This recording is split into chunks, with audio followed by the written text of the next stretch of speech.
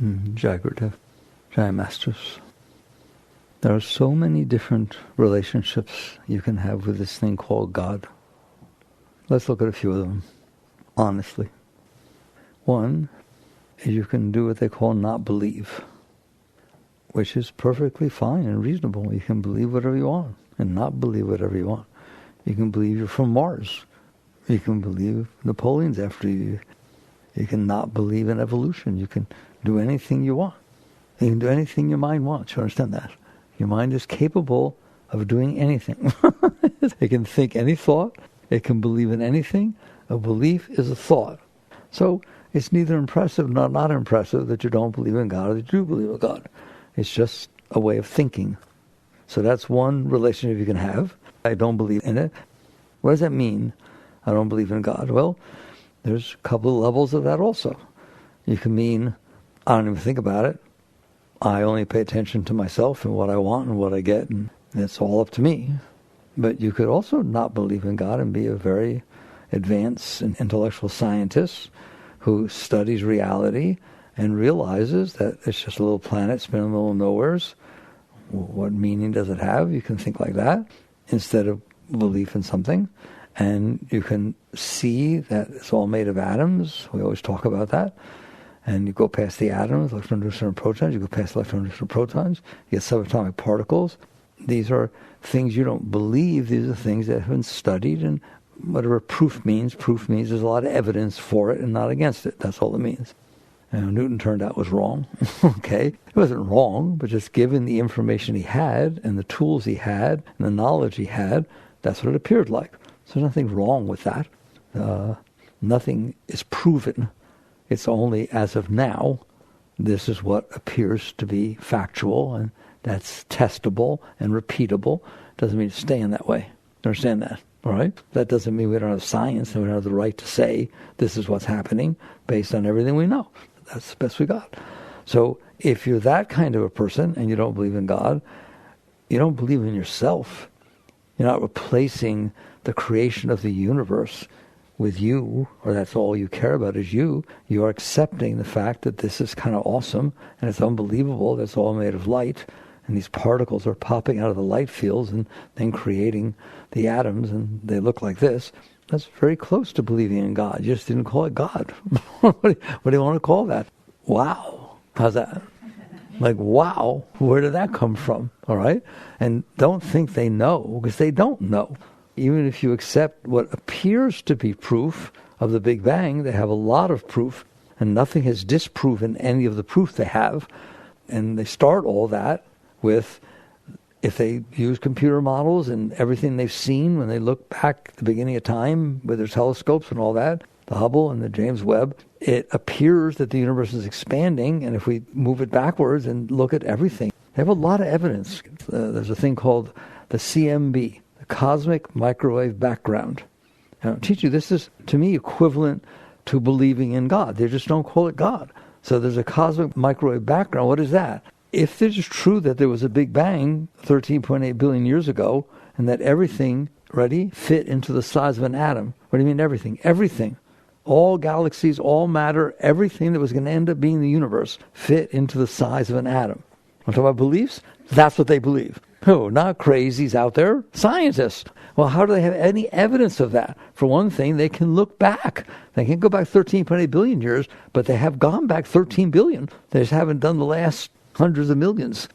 And what did they see? They saw galaxies forming. They saw everything. And it was all in not as big of a space. And then it expanded out from there. And how do they know that? Let's just spend a second, because you should know this. It's part of being a human and the intelligence that you have and believing or understanding God. So what is the cosmic microwave background? If there's an explosion, there's radiation that radiates out from the explosion. Every explosion does that. You can feel the sound waves. You can see the light. It radiates out, okay? So if there was a Big Bang, there had to be radiation that came out from that. They built models, and this was, I think the first CMB model was built in the 50s or 60s, not like now. And they built models that if it was true that all was this tiny little thing and then it expanded out, there should be an echo, if you will, or a fingerprint of this radiation that radiated out. And as it radiated out further and further, the waves of it got further and further apart, like sound would get quieter and quieter, right? Light would get darker and darker, because the waves are expanding out and the energy gets used up, throwing that out, and so that there'd be longer and longer light waves or radiation waves. And they built a map, a model, that if that happened, and we go out there and measure these leftover vibrations, long, short, whatever, this is what it would look like. And they sent up a satellite, and what I read was, of all the scientific experiments, probably not true of all of them now, but of all the scientific experiments, it matched the prediction more than any ever did before. Mathematically, it came within fractions of a match, that it ended up, that CMB was found in different places spread out across the universe, depending on how far out it was. It matched that this is what the radiation would look like. And they've done 3 or 4 more mappings since then, and they were more accurate than that one. That's called proof. Doesn't mean it's true. There can be things against it. They have not found any. But basically, scientists see this as, and again, understand that proven doesn't mean it can't not be true. It's proven with all the evidence we have now. It supports that theory. And a scientist is open enough to say it's still a theory, but it's a proven theory. But it doesn't mean it can't be disproven. So this is how they look at it. And they're not about themselves. It's not about themselves. It's about the fact that this universe formed itself, and that we really believe that it was this tiny little dot and it blew out. Ask them where the dot came from. Mum's the word, babe. Ask them why it blew up. Mum's the word, babe. No one's even gotten close to figuring out where or what or why or anything. So you can say God there if you want, and God becomes the explanation for the unknown. How's that? I'm not saying that's what it is, but for a scientist or something else, if they sit there and say, I don't know, and you sit there and say, but there must have been something, they say, of course, right? So let's call this something God. That's all right. Therefore, we can accept all that we understand, all of science, everything you see every day, all of reality fits perfectly fine in God, but you just don't sit there and say, it's this that I made up, or the Bible says, or the Gita says, or some religion says. And then it becomes a belief. So those aren't beliefs. Do you understand that? So that's one relationship you can have with God. And there's nothing wrong with that. It's a very high relationship. It's very, very beautiful. It's not as deep as your relationship can be, but at least it's not founded on just you decide to believe something. I believe God looks like this. I believe God's got blonde hair and a beard, whatever it is, right? Just make up anything you want. So that's one level that we can understand. So I start off by saying, I don't believe. But scientists can say they don't believe, and really they're lying. They just don't believe in what you made up. Buddhists, Zen, they say Zen is completely agnostic and atheistic. They don't believe in God. Wait till we're finished. You'll see they believe in God better than anybody else. They just say they don't, right? And there's a reason they say they don't. And they're right to say they don't, because if you're hanging out with your mind as a belief, you're not letting go of your mind. Okay, and Zen is very strict on the fact that reality, the deepest reality, is beyond the mind. So I can't both have a belief in God and call it God and have a theory and a philosophy and all kinds of stuff you learn in your mind and transcend the mind. So there's a little sneak preview. That doesn't mean if a Zen master sat here, he would agree with me. Okay, I don't want him to. Okay, but the truth of the matter is that's all that's going on once we are finished discussing this God thing. So there's one thing, is I don't believe in God, but there's levels of that. One is I don't even think about it. I have no understanding, nothing. I don't want to think about it. I only think about myself. I'm number one. I did it my way. Okay, so you've never even thought about it. Or that you have a scientific type approach where you do think about it, you do look at reality, and you try to have all of it fit in an understanding with science. I like science. Master loves science. Muktananda loves science. The masters love science. Yukteswar loves science. That was Yogananda's guru. Science is trying to find the truth. Well, if you know, the truth ends up being God. So there's nothing wrong with them studying that, and there's nothing wrong with them presenting that as the reality of the universe, and there's nothing wrong with them saying, well, I don't believe in your God, the one you make up in your mind that you believe in. Okay? That doesn't mean, if I could have a nice talk with them, and we just had the talk we just had, right? Why don't we say the part that you don't know, for now we'll give it to God, and then you can take that away when you figure it out also. All right? Okay? So, all right, there's one relationship. So then we'll take a step, and we'll take the believers. I believe in God.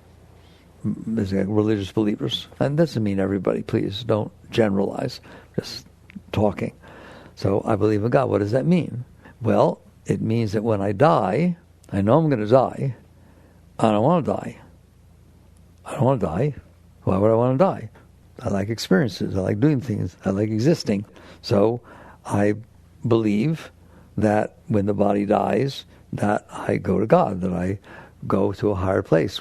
And you end up with all these beliefs that you're taught to believe, that God judges you and that you're going to go to hell and you're going to go to heaven. And these are beliefs. Now, if you come here and you look at me and you say, no, I've experienced those things, just like I experienced this. Okay, I accept that. But you haven't done that. You didn't die and come back. You may believe you had past lives, and you may, go past life regression, but that's not the same as actually experiencing these things. I'm a very realist. So none of you have died and been reborn. Now, in the spiritual sense, yes, but not in the physiological, not in the real sense. None of you have gone up there and come back. You could be near-death experiences, but let's just go with the basic belief structure that most people, what God represents is as follows. I need things, I want things, I like things, I don't like things, and I do my best, this covers almost everybody, I do my best to get what I want, avoid what I don't want, and to make myself be okay. If something happens and it's beyond anything I can do with, there has to be a God that I can talk to, and he or she will take care of it for me. That's what God is to most people. Otherwise, I'm doing it myself. Mother, please, I'd rather do it myself. And I don't ask for God's help or have nothing to do with God. God is the part that I can't do. God fills that blank. And that's how most people deal with God. And some people say that God should make this happen because I want it. And other people say, well, it's not even right to want that. I can't believe you'd ask God to do that. What kind of God do you have? And then we have wars about God, and we have all kinds of things. Why? Because it's a belief structure. And we're all different. We all have different desires and all different needs, all different wants and all different problems. And I'm telling you, what God is to a normal, regular person who hasn't gone deeper is some force that I believe is there that will take care of me, that will answer my prayers, that will make it so things bad won't happen to me, and so on and so forth. And that's what God is. Well, what about the rest of the time? I can do it myself. I don't pray all the time for everything. I work. I do it. God helps them who help themselves to everything. So I try to help myself to everything, but it doesn't always work. So I have to have something that's going to take care of that. That is God, and they won't argue with it. Do you understand that? People would not argue. Of course there's that God, the God that will take care of me, the God that will do this, and so on. Otherwise, I can take care of myself. I don't need God to do the things I can do. I don't need God to feed me, put food in my mouth and chew, or make my cells divide. I don't even think about that. I don't even think about any of that. I pray to God for the important things. We've been through this before. I've been teaching you that there's 25 plus trillion cells within your body, creating your body every single second, talking to each other, interacting with each other, doing everything, making the liver be the liver, the heart be the heart. All of that is going on. Do you pray for that to go on a regular basis? No. So somehow that's got nothing to do with God. Well, I don't understand. It has nothing to do with you. You're not doing it. You don't make your heart beat. You don't make your breath go in and out. You don't make your immune system give off white blood cells. When it comes down to it, you don't do squat. Which one of you keep the planet in orbit? Which one of you set it up towards exactly this right distance from the Earth to give just the right amount of radiation to keep the heat, but not too much and too little, et cetera, et cetera? Which one of you make the seasons? Which one of you make a seed grow into a plant? Which one of you do anything? But somehow God doesn't fit into that. Why? I don't have a problem with that. What if you do have a problem with that? What if one of your 25 trillion cells goes rogue? Now it's something to pray about. Now I could ask God, I got cancer, take care of it and help me. But you didn't say a single word every single second of your entire life when these 25 trillion cells organized and interact with each other all by themselves. And what you do is feed them Twinkies. Or take drugs, or do some kind of thing that they don't like it. That I know that. You see, the first time you try to smoke, glad people stop smoking, most of them, right? You choke. There's not a single person that the first time they smoked didn't choke. Somebody's telling you something. No, I need to be cool. I need to learn how to smoke. No, these 25 trillion cells, no, please don't. God didn't fit into any of this, does it? All of it. The whole universe, the whole world, the whole thing, all the galaxies, everything. Oh my God. People don't even... I've given you the numbers, all right? 1.3 million Earths fit inside the sun. The sun is one of 300 billion stars in your galaxy, and there are 2 trillion galaxies. How often do people think about such a thing? How about never for their entire life? They never think about it. Okay, so God doesn't fit in there. That's got nothing to do with God. God's the one who takes care of me when I need something, protects me. It's all about me. So that's a God. And that's fine. That's fine. There's nothing wrong with that. Okay? God can be anything. But do you understand what I just said? That is most people's God. And it doesn't matter what religion you are. There aren't too many religions that talk the way we do and tell you that every single minute, remember, there's this tiny piece of dirt spinning around the middle of nowhere, and 1.3 million of them fit inside the sun. And it's just, they are in darkness. Where's the nearest star? Your sun is, 93 million miles away. Where's the next star? 4.5 light years away. Now, that's just a number. Let's get the number right. If I held a light beam above the Earth, I can do that, Just catch one. Photon. I hold it here above the Earth. When you tell me to, I'm going to open my fingers for 1 second. Ready? It just circumnavigated the globe 7.5 times. That's the speed of light. In 1 second, it went completely around the Earth 7.5 times. Go that speed every second, for every hour, for every day, for every month, for every year, for 4.5 years. You'll hit the next star. What's in between? Nothing. Interstellar space. And there's 300 billion, and they're all that far away. Where's your next galaxy? I think it's 2.4 million light years away. The closest next galaxy. And there are 2 trillion galaxies. But this has nothing to do with God, right? Because they don't ever think about it. I believe in God, but you don't believe in that, do you? You never think about it. Why? It makes me feel small. Well, sorry. It just happens to be the truth. I don't like that God, all right? I like to be important, and I don't like to feel small. So we've now gone to non-belief. We've now gone to believers. But they don't really believe in anything more than themselves. They create a God that takes care of them. There's nothing wrong with that. I'm not judging it. I'm not saying it's wrong, you shouldn't do it. But what percentage of people that believe in God, that's what they mean? I told you, the one who's driving around with a bumper sticker that says, God is my co-pilot, that is how that person thinks. I'm doing my thing, but once in a while I got to turn over to the co-pilot. Hey, give me a hand, all right? But yet they say God is everything, right? Well, I think God is everything means what I just said. And I don't know what that relegates to co-pilot stuff, all right? And I also, by the way, don't understand how that relegates to we are co-creating the universe. We're the co-creators of our life. Well, what about all that I just talked about? Which part of that did you co-create? Which part of the sun? Which part of the galaxies? Which part of the whole thing? Or space and everything, the Earth? What part did you co-create? What part have you co-created in the few little years you've been here? Earth's been here 4.5 billion, okay? 0.00000000000000001 to the minus 7 trillionth. That's how much you had to do with it. And you're considering yourself a co-creator. This is not reality, is it? Okay? So now we're moving to a deeper understanding of God, which we just spent a fair amount of time talking about, where you wake up and you say, I'm in awe of what is. Not what I want, not what I'm just in awe. It's pretty amazing, isn't it? Right? I'm in awe of the subatomic structure of quarks, leptons, and bosons making this universe as I see it, and yet what I see is nothing. It's all so big as, oh my God, I can't even think about it. Good. All right? And that's God. That, the whole thing. The whole thing. Well, we're getting closer now, aren't we? Omnipresent, omniscient, omnipotent. The all-powerful force that's everywhere and knows that it is. Let's not leave. See, science is very fine with omnipresent and omnipotent. The quantum field is omnipresent.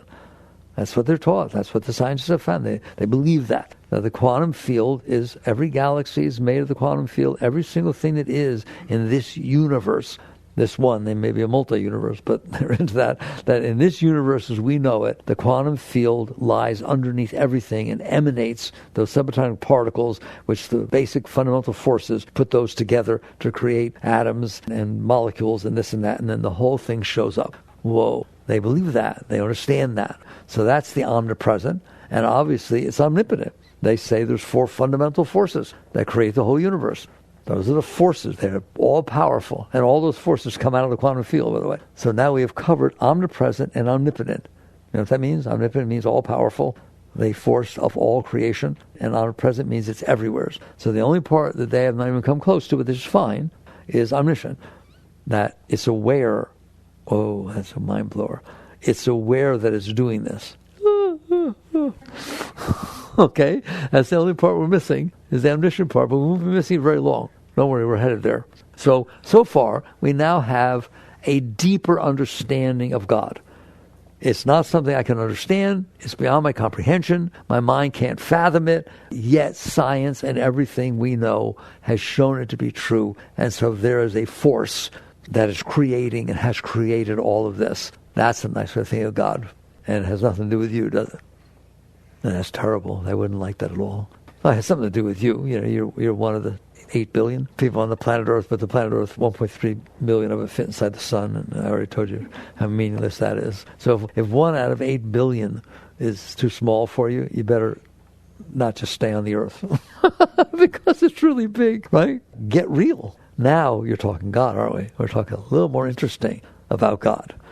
Well, is there a next step in terms of your relationship or understanding of God? Yeah, there's another step. How could it be? We've already covered the galaxy. We've covered the quantum field. We've covered the presence of a field of energy that is everywhere and created everything. Well, how can you get closer? Your mind can't even comprehend that.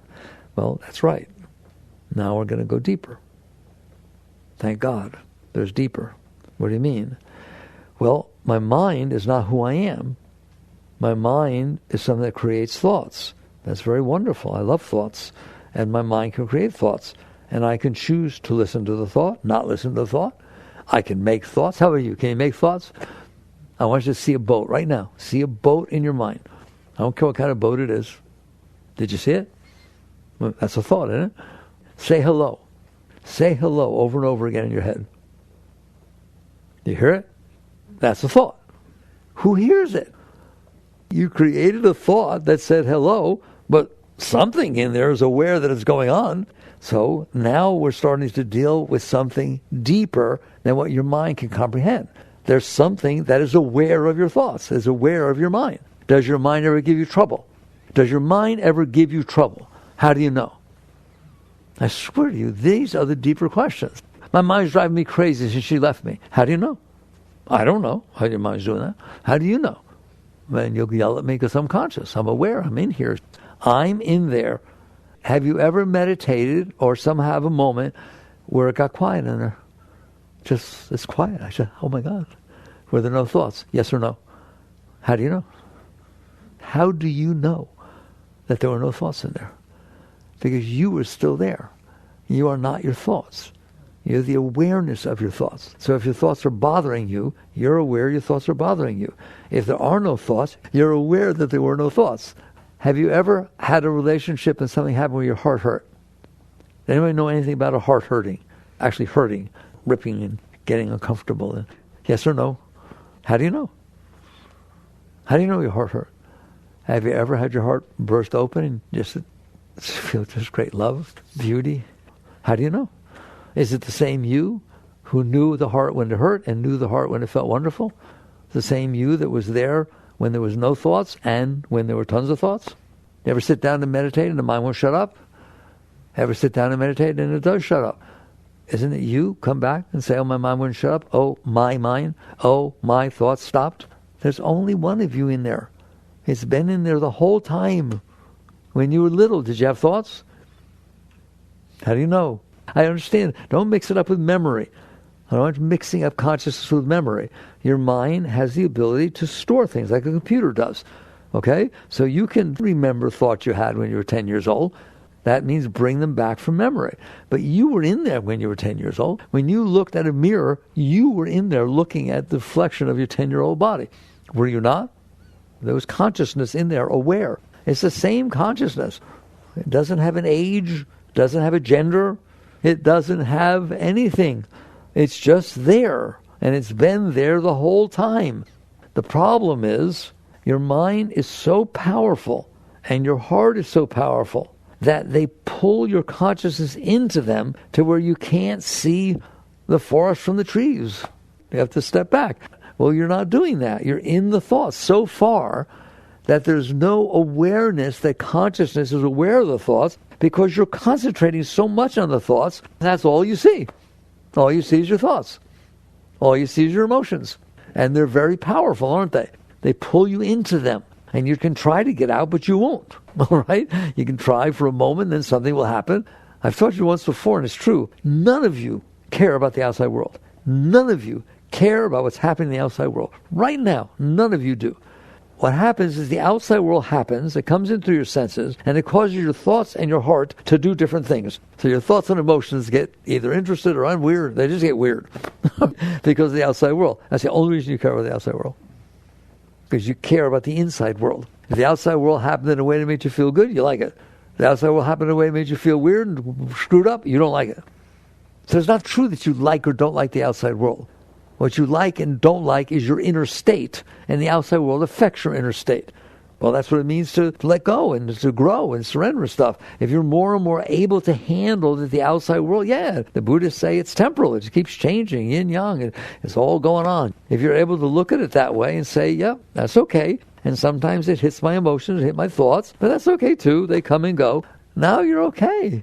Now you can be in the world but not of it, which is exactly what that means, by the way. That you're able to let the world come in through your senses and it leaves you where it found you. At peace, serene, content. That's what these deeper states are. So basically, you do care about the outside world, believe me, because it affects your inside world. And it does. It affects it. Doesn't have to, but it does. And it does really strong. You know, if you're in a relationship and all of a sudden they break up with you, you see them run around with somebody else or something's not the way you thought it was supposed to be, it affects you in there, doesn't it? Okay? And what happens is you're not sitting back there saying, oh, I'm watching it be affected. No, you're being affected. You are pulled down into those emotions, you're pulled down into those thoughts, and it's difficult to get out because they're very powerful. And you're very addicted to the state of your mind and the state of your emotions. More so than a drug addict is addicted to drugs. How do I know that? Because the reason they're doing the drugs is they can't handle their mind and their emotions.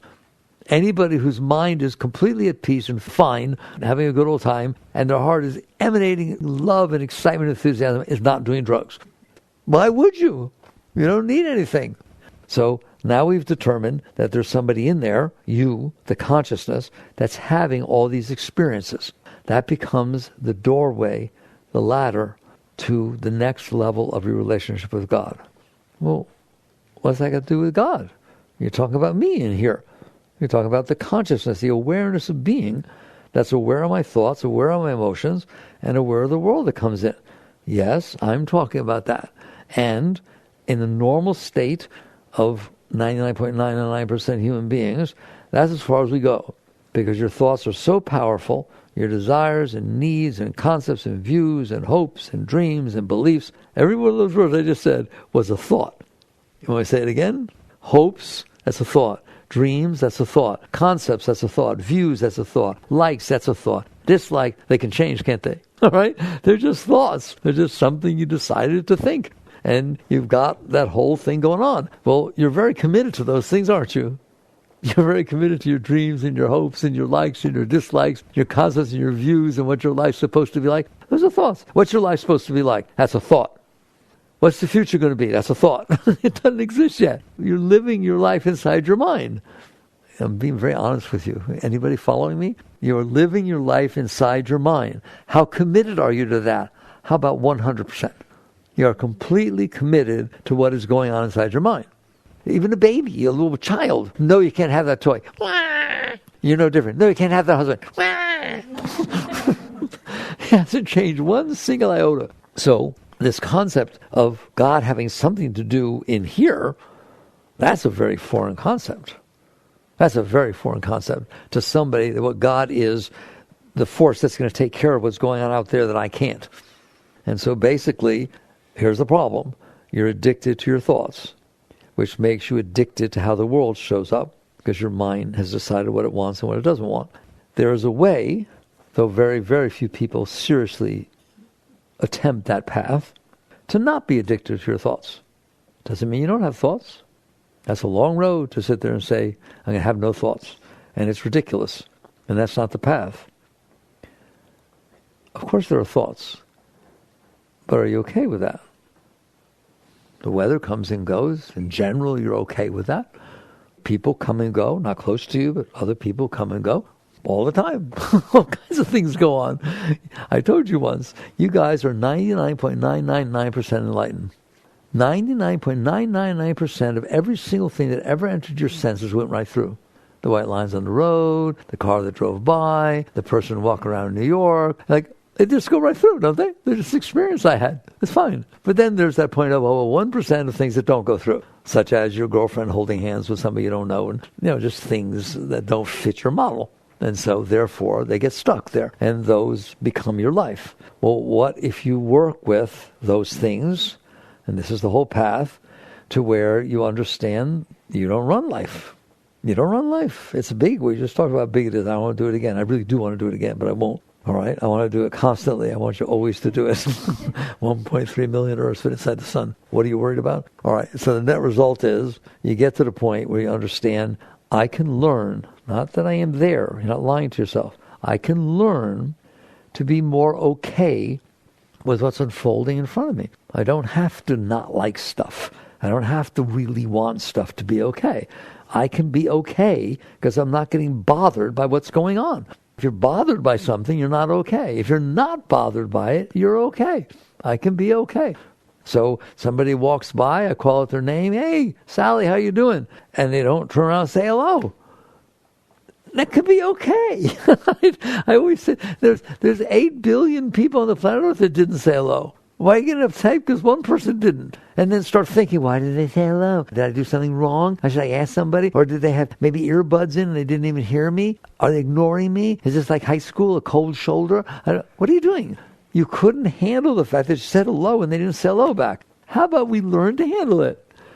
How about that be something we're doing with our life that makes more sense than trying to get what we want and manipulate everybody and do everything? Just sit there and say, well, I'd like to get rid of the few things that bother me. I'd like to be able to experience life and let it pass through. And so you start working with it. How? I wrote it in the new book. Living Untethered literally goes through how to do this. How to make it so that more things make it through so you don't have all that garbage going on in your mind. You don't suppress it. You don't fight it. You don't express it. You just learn to say, it's okay. I'm in here, and I noticed that this bothered my mind. I noticed it bothered my heart. It started to bother my heart. It's okay, heart. It's okay, mind. And you start raising yourself, working with yourself. Instead of working with everybody else to try and make everything be the way you want, you start letting go of the experience that you're unable to have. Well, what happens? Well, just like when you play the piano, you do your scales, you get better. You play tennis, you do a coach or the tennis ball feeder that helps you. Anytime you practice something, you get better. So I'm going to skip and go way ahead now. You practice being okay. You practice being okay in there. I don't have to get neurotic about things. I don't have to get all upset about things. You start with little things and you work with yourself. You relax through them and so on. Well, what happens? You're going to start to feel better. How do you know? Well, let's see. If you take a hammer and every 5 minutes you hit your hand real hard, okay, that's one experience. If you stop doing that, will you feel better? I'm just asking. Do you figure maybe you feel a little bit better if you stop doing that? Okay. If you take every single thing that ever bothered you throughout your life and store it inside of you, do you think you'll be bothered? You've done that. You know that. Okay? Anything that ever bothered you, you stored it inside. It comes back up. It bothers you. You meet somebody who reminds you of it. You get bothered. It happens all the time. You have dreams about it. If you store disturbances inside of you, you're going to be disturbed. To me, it's no different than a hammer example. So why don't we stop doing that? Why don't we stop storing everything that ever bothered us inside of ourselves and start saying, okay, into every life some rain must fall. Or people are strange. It's like things go on. I don't know if you've noticed yet. You've been around the block, okay? People aren't always doing what you think they should do, and it's not always what you think it's supposed to be. Is that okay? It better be. Otherwise, you're not okay. And to me, that's the same as hitting that hammer. And so you start practicing to learn to handle things. Doesn't mean you don't work with them, but you don't get disturbed by them. You work with someone because you want to help. It doesn't have to come out of disturbance. And all of a sudden, if you start doing this and you work with this enough, you'll start noticing, I'm a happier person than I used to be. I feel more love than I used to feel. I feel better because I'm not hitting my hand with a hammer. To me, it's just as logical as that. There's love in there. There's joy in there. It's wonderful. And let's skip real quickly, okay? Eventually, if you do this, not only will you feel higher and more open and more love and more joy and enthusiasm, but at some point, you're going to notice where that's coming from. Everything comes from somewhere, all right? Now you think he gave it to me because he said he loved me, or I got a raise, and that did it. It's only because you open when those things happen. But now you're going to start to feel this energy that's nothing's happening. It's just spontaneous. You're just feeling joy. You're feeling love more and more. It's just there. And eventually, like I said, I'm going to go very quickly. Not only will you experience that and then commit yourself more and more to acceptance so you don't get drawn down, and you start to realize you're being pulled up. And you'll realize that all that joy and all that love is coming from you. Literally. Someday you will get to that point. Come see me when you do. Where you realize, yes, love flowed out of my heart. Where did it come from? Yes, I opened my heart. Yes, where did it come from? Ever feel the connection come out of your heart with somebody else? It's really beautiful, isn't it? Where's it coming from? It's not coming from them. You can feel it when you see a sunset. You can feel it driving down the road. When you get more and more open, because you let go of your stuff and stop storing stuff in there, it'll just be spontaneous. That's what the Bible means when it says, man does not live by bread alone, but by every word that leaveth the mouth of God. Oh my God, I said God again. And what does that mean? It means right now you're living off the bread. You're living off she liked you. You're living off you won. You're living off you got this money. You're living off you liked your vacation. You're living off the outside world. That's the bread. Man does not live by bread alone, okay, meaning you don't get your joy, your love, your excitement, your meaning of life strictly from this outside stuff that comes in, but from every word that leaveth the mouth of God. And you're going to realize that your consciousness is the source. Your consciousness, not your mind. That which we talked about a moment ago, that which sees your mind, that which feels your heart. You're going to more and more, because you're letting go of stuff, going to find yourself seated in that seat. It's called established in the seat of self. Established in witness consciousness, objective observation. You're just there. You're not thinking about being there. You're just there. If you're thinking about being there, you're watching your thoughts. No, you're just there. You don't have to be meditating either. You're just there. And all during the day, you start seeing how the world comes in and hits your stuff or doesn't, but you stay established. And you're going to realize that joy and love and enthusiasm and beauty come from there. They come down and then pour down into you if you're open. Whoa, that's what it means, every word that leaveth the mouth of God. And then the great other way to discuss God comes up. So far it's all outside, galaxies and this and that and beliefs in the mind, you understand that? And all of a sudden the question becomes, what is back there? What is consciousness? Where did it come from? Why? Who am I? Who am I that's watching all this? And you will get to the point, at some point, where the pull is so powerful that the question of your life becomes, what is the source of consciousness? Where did I come from? It's not a thought. It's just you're there, and it's an intuitive knowing. It came from somewheres. Where did consciousness come from? The great scientists in the West discovered all this amazing stuff I told you. But thousands and thousands of years earlier, the great yogis went and sat in caves for prolonged periods of time, and then took whatever knowledge they found about this inner exploration and passed it on to disciples, and they sat in caves. And the question was, what is this? Not what is that? Now we know what that is. It's a quantum field manifesting as quark leptons above. Fine. What is this?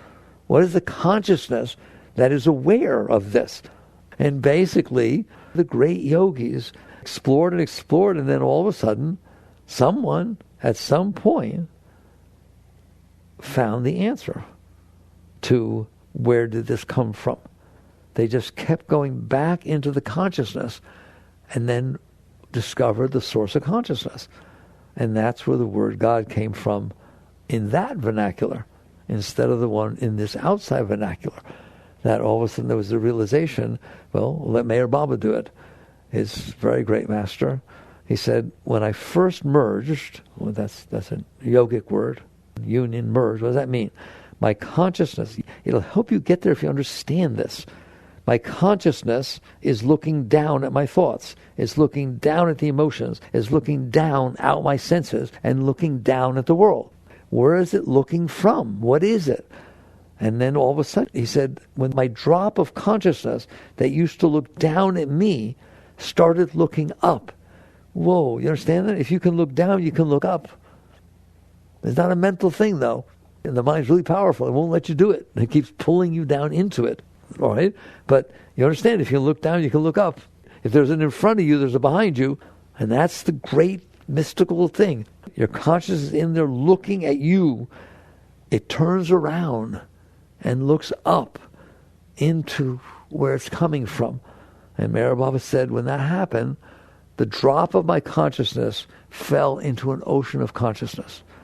And Yogananda says in autobiography, there's a chapter called My Experience in Cosmic Consciousness, that he merged with the entire universe, that his body was all the galaxies spreading out at the speed of light in every single direction. Everything we just talked about, that scientists are looking from outside, he experienced inside, but not as a thought, as an experience of his own being, that's who I am. They asked Meher Baba once, who are you? And Meher Baba was very, very high, very high. And they asked him, who are you? Who are you? My God, who are you? You know what he said? I was in the beginning, before all else was created. I will be in the end after all else falls away. There was never a time I was not. There will never be a time I will not be. There, that's what would happen before the Big Bang. That was just there. Aware that it was there, conscious, and whatever happened out of it sprung from it. And so that's another way we can look at God, isn't it? The consciousness. Now we're omnipresent, omnipotent, and omniscient. Christ said, not a hair on your head moves, not a sparrow falls from the tree that God does not know. What is that telling you? He is the hair, he is the tree. It is the consciousness from which everything came up. And now we get down to deep yoga. Yoga is a very deep science. There's a word in the ancient scriptures that was called Chit Shakti. Chit Shakti. Chit is Sanskrit for consciousness, awareness of being. Shakti is Sanskrit for energy. Energy, form, energy. Okay? But they don't say it, there's Chit and there's Shakti. It's called Chit Shakti. All one word. They're not separate. Consciousness and energy are the same thing. They emanate from the same force. And that is God. Now we're talking about God. Not your concept of God, not your beliefs about God, not something you don't believe in. It doesn't matter. It's what is. And the amazing part then is, if I am this field of universal consciousness of which everything springs, what's looking down through my eyes right now? And that's what just sends shivers up your spine. The whole universe looks down through all your eyes, through every gecko, through every flea. In other words, it created the universe. At this point, you don't have trouble understanding. It created the universe to experience itself. You have dreams. Where do they come from? You, your mind, your energy. And then you live in them, don't you? You experience them, to experience yourself. And so the divine force, the omnipotent, omniscient, omnipresent, always has been eternal, infinite force, created creation to experience itself. And then it's looking down into its creation. That's how it experiences itself. Some of you play video games. And some are intense, some are children's games, and all kinds of stuff, all right? Why? Why? It's not real. It's just something on a picture screen, because it's fun. It challenges you. You get involved in a world, What difference does it make if you win? What difference does it make to level 6 or level 8? Because it's challenging. It's a game. It's a sport. Okay? That's creation. It's God's sport, God's lila. And every single bit of consciousness is the same consciousness. And so you start catching on to what's actually going on. What's going on is there's nothing but God. He's not your co-pilot. He's every cell. If it's living, it's got consciousness in it, awareness. That's what means living. If you take an amoeba, stick a pin at it, it moves back. It's alive. It's alive. It's real. It's there. It's conscious. It's awareness. Awareness is a holy thing. Awareness is God. That's what it is. I am that I am. Like if you go back and read the scriptures based on this stuff, what about Christ? God's outside. No, the kingdom is within you. Well, we just said that, didn't we? But way back within you. Way back where very few people are capable of going. But he said you could. As I sit by the throne of my Father. In other words, my depth of consciousness is with God. My Father and I are one. As I sit by the throne of my Father, that conscious state, you will sit by my throne. And these things that I do these even greater things. And so it's everything we just said. So there's another way of your relationship with God. That's what we're going to talk about tonight, isn't it? This one's a little bit different, isn't it? This one includes everything. This one includes your consciousness and all consciousness. All that which is aware of anything is awareness, and all of creation. Now, what does it mean? Chit-shakti are the same thing. If you go deep enough within you, these are not things you have to believe what I'm telling you, all right? That's crazy. It's you. You want to know God? Take Muktananda. Meditate on the self. That's what we're talking about, the conscious. Meditate on the self. Honor and worship your own being, for God dwells within you as you.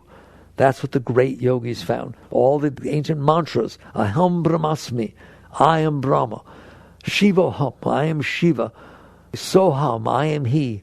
All of them are saying what we just talked about. Wake up. The consciousness that's in there is of God. Man was created in the image of God. Ever heard that one? God is consciousness, and you are consciousness, and everything is made of consciousness. And if you go deep enough within yourself, you're going to find out that when consciousness concentrates, have you ever concentrated on anything? Have you ever concentrated on a thought, concentrated on a math thing or anything? When you concentrate, there's a power. You create a power, there's a focus, a tremendous focus of power. That's when Chit emanates Shakti. The sun sits out there in the sky. It doesn't come down here, but it emanates light and it emanates heat, doesn't it? And the heat and the light are the same thing, aren't they? So your divine is always there, but it concentrates on your thoughts, you're this, you're that, and then you concentrate on something. The act of focusing consciousness creates what you call energy. It creates a force, a power. That's why it's Chit-shakti. This conscious energy. The sun stays in the sky, but it emanates light and heat. But it stays the sun. So God exists everywhere at all times, and all it has to do is concentrate and creation takes place. That's where the quantum field comes from. That's where someday they'll find out the quantum field is omnipresent, omnipotent. And Einstein once said, the more I look down there, the more it looks like somebody looking back at me. Oh, isn't that beautiful? He was spiritual at that level. At that level, a lot of stuff he said was very, very spiritual, very, very deep. So now you have a new way, a very amazing way, of relating to the word God. And which is why, as I said, a Zen Buddhist will not use the word God. Because there's all these other ways that you mean by God. And they all have to do with me and my mind and my ego and what I want to believe and what it is or not. So, therefore, no, I don't believe in God. Very good. Do I believe in nirvana? Do I believe that there's a state that Buddha entered into where he merged with the universe and just went into complete ecstasy? Yes. Well, in yoga, we call it God. We call it Satchidananda. The state you enter is Satchidananda, eternal conscious ecstasy. That's how they define God. That's another name for God in the Hindu tradition. Satchidananda, eternal conscious ecstasy. That's what's back there. That's who you are. That's why you begin to feel that joy as you work your way back. Follow it. Follow the joy, the real joy. Follow the source of consciousness. And eventually you will more and more walk around realizing that's who's looking through your eyes. That's who's watching your thoughts. But don't worry, it's not judging, because it's his thoughts too. Just let it be that when you're washing the dishes, God is washing the dishes. That's literally what's happening. You were created so that God could experience that part of his creation. People say, well, it's the meaning. I just gave you the meaning. There's no meaning for you. You come and go. But you in there, that's what it's all about. It's all about the experiences. Why would God create a planet spinning around the middle of nowhere? To have fun. Why do you go to the zoo? Why do you go to the zoo? To experience the zoo. Why do you go to a botanical garden? To experience the beauty of the garden. Why does God come down and experience his creation? To experience the creation. That's what it is. But the truth is, that's the deepest relation you have with God. What? Self-realization. To realize that's who you are. You are God looking down into his creation, his or her. There's no gender, so don't do that to me. And out into the creation and experiencing the experience and digging it. That's why I'm here. That's what it is. Get out of the way. You're willing to let that experience take place. So that was just a long discussion about the different levels of what people mean by God. And then there's the yogi. At the end of the Gita, Krishna says to Arjuna, be thou a yogi. Now you understand why. What does the word yoga mean? In Sanskrit, it means union. So it means union. Well, that's what we just talked about, isn't it? When that individual drop falls into the ocean, that's enlightenment. They're merged. They're in this amazing state. So you choose, at what level do you want to deal with God? A yogi, someone who's deep on the spiritual path, there's only one level. The Master used to say, God alone is real. Nothing else is real. Mayor Baba said the same thing. I hope that helps you. Jai Gurudev.